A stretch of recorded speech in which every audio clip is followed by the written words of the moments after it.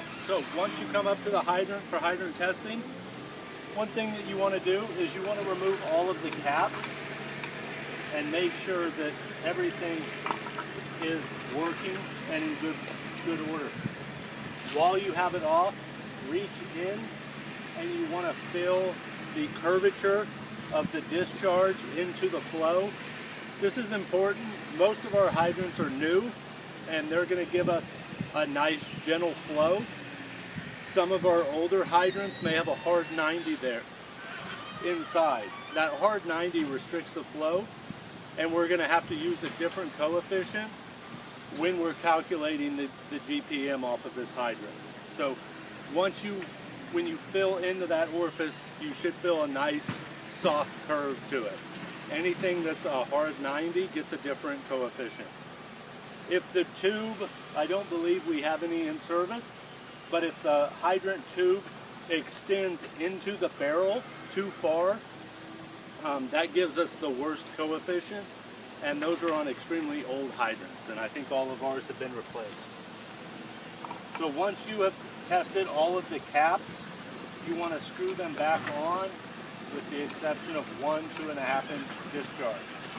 And then we want to keep them snug so that we're not losing any water pressure. They don't need to be over snug, just enough to keep them from leaking.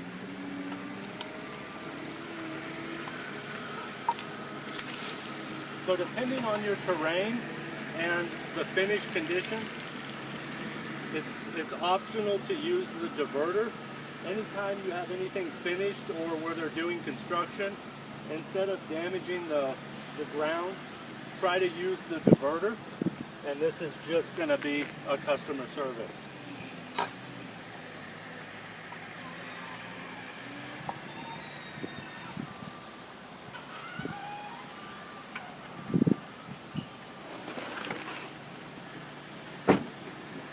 You're also going to want to collect some information off of the hydrant. And the document that you were given at the beginning of the year will have a majority of this information. If it's missing any of that information, you would want to collect it now. And that is the make, the model, the year, the barrel size, and if there's any issues. For an example, if the riser on this hydrant does not clear the ground with the hydrant wrench, we would want that noted so that we could request Missouri American to give us a taller riser so that we can open the caps efficiently. Once we have everything on, we're ready to start collecting our raw data.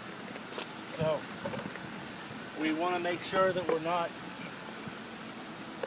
causing any trouble or issues with the area, and we want to slowly open the hydrant. Once again, opening hydrants needs to be done slowly.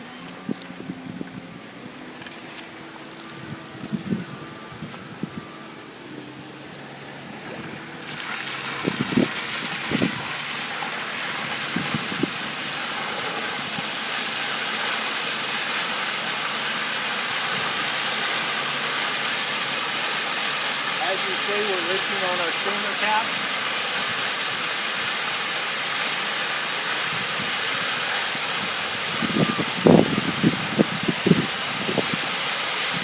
At this point, we're going to take the pitot gauge. We're going to put it in the flow of water. There. And take our initial reading.